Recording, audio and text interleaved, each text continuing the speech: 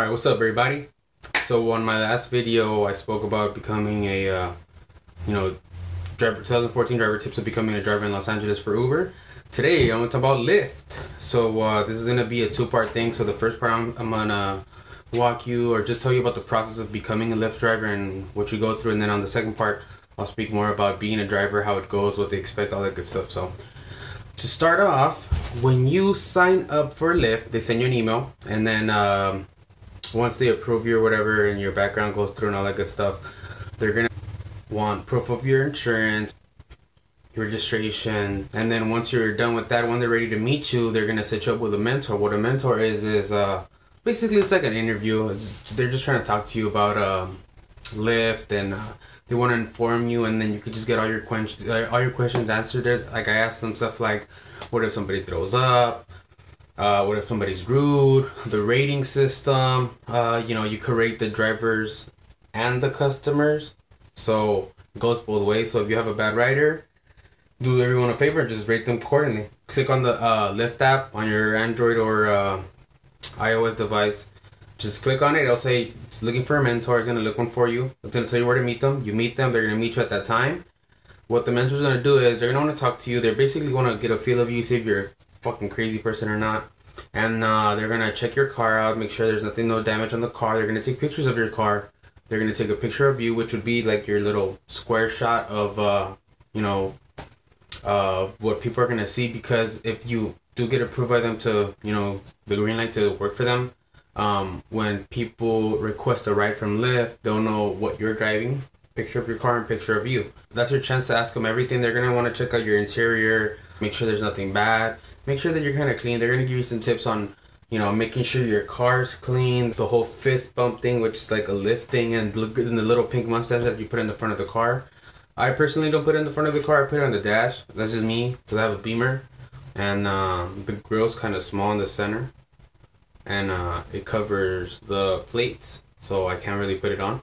Either way, once you're approved, they're gonna send you a welcome kit. The welcome kit's gonna come with a box with the mustache and a whole bunch of little gadgets. If you guys have not seen my unboxing the Lyft kit, it's on my channel. Just click on the link right here, pass, and boom, it'll take you right to that one if you haven't seen it. Things that a lot of the drivers do on Lyft to keep the rating up, because Lyft can kick you out at any moment. If they feel that you're a bad driver or your star rating has dropped a lot, you can get kicked out. They probably give you they'll put you in a little, like, I guess, probation period type of thing.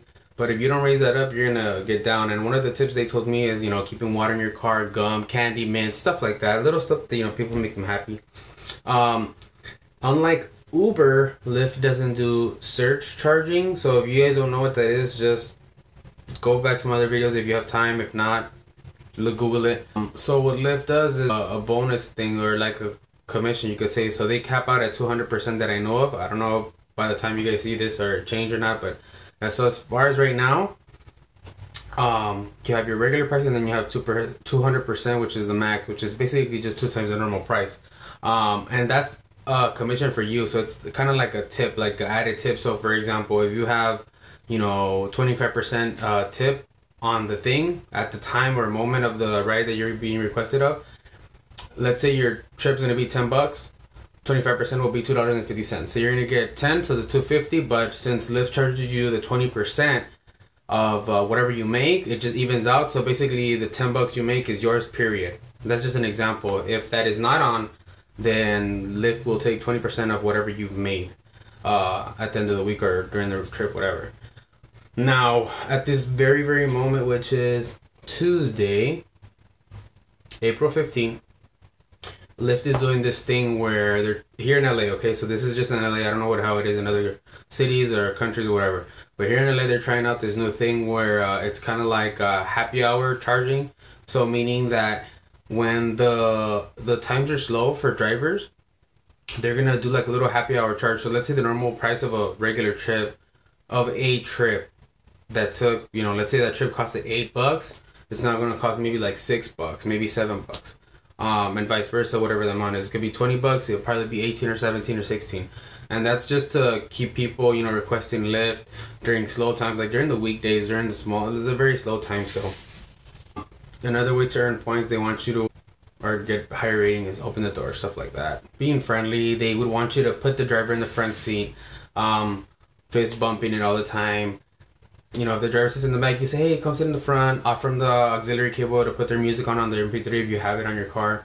Those are just some of the things that Lyft does, and just once again, the pink mustache is the big thing that stands out against Uber and Sidecar. I don't like the mustache, but I like the customer service part of Lyft because they try to make it seem like a good experience for you and the rider, which is cool, you know. If you ever have a problem or something happens or some damage happens to your car, you just report it to Lyft. Lyft will reimburse you. They will charge the customer. Just make sure whatever you do, try to take pictures and have proof of whatever you're going to tell them.